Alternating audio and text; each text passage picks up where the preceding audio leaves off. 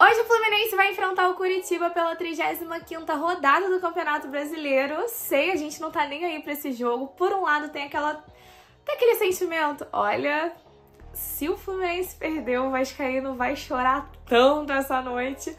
Mas vamos falar sobre essa partida porque ninguém fica sem ver o Flu. A Julia é dominada pelo Flu e se você tá chegando aqui agora e é tricolor, dá aquela moral, deixa seu like, se inscreve na página. Se você não gostar, depois você se desinscreve, mas pelo menos você vai assistir alguns videozinhos antes de decidir se você quer permanecer aqui ou não.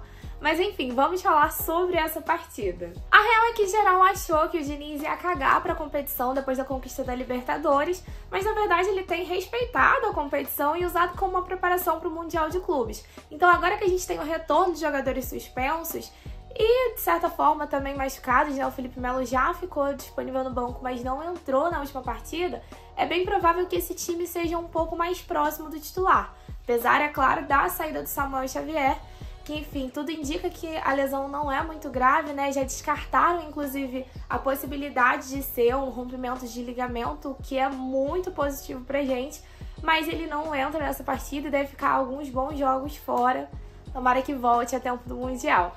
Mas como provável escalação do GE, devem entrar em campo Fábio, Guga, Nino, Felipe Melo, Marcelo, André, Lima, Ganso, John Arias, John Kennedy e Cano. Vale mencionar também que com a ajuda da arbitragem tenebrosa do último jogo, que estava amarelando todo mundo, era até perigoso beber água, tem uma galera no banco do Flu pendurado. O Keno tá pendurado, eu acredito que ele... Não sei se ele vai ficar nem à disposição, né? Porque ele ficou de fora do último jogo por conta de sentir um incômodo na coxa.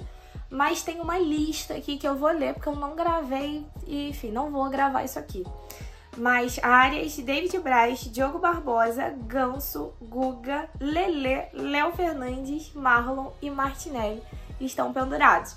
Então, assim, com certeza a gente vai ter um time mais desfalcado pro jogo da sequência, que é contra o Santos na Vila. Pra quem não entendeu a brincadeira com o Vasco, é porque tá rolando nas redes sociais se o Fluminense vai vencer ou se ele vai resolver entregar os jogos que tem pela frente por conta do que é interesse dos seus rivais cariocas. O que acontece? A sequência Fluminense pega agora o jogo contra o Curitiba, após Santos, depois Palmeiras e por último o Grêmio.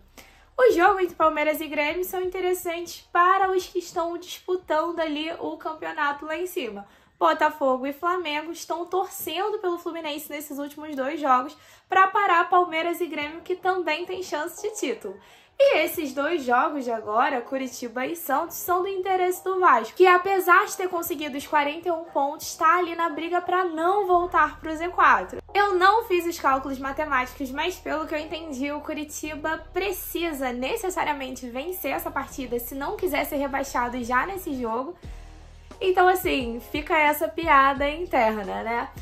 Acho muito difícil o Fluminense perder essa partida, porque apesar do Curitiba tá vindo embalado, né? Tem feito muitos gols, isso, assim, acho que tem feito agora nesses últimos dois jogos o que não fez para permanecer na Série A o campeonato. Mas, enfim, por coisas à parte, né? A gente sabe que o Fluminense é o melhor mandante da competição e apesar de a gente ter perdido para eles lá no jogo... Ai, aquele jogo de se esquecer, com pênalti, confusão, cartão logo no início, tudo mais. Foi um jogo que eu saí estressadíssima. Saí, né? Terminei de assistir estressadíssima.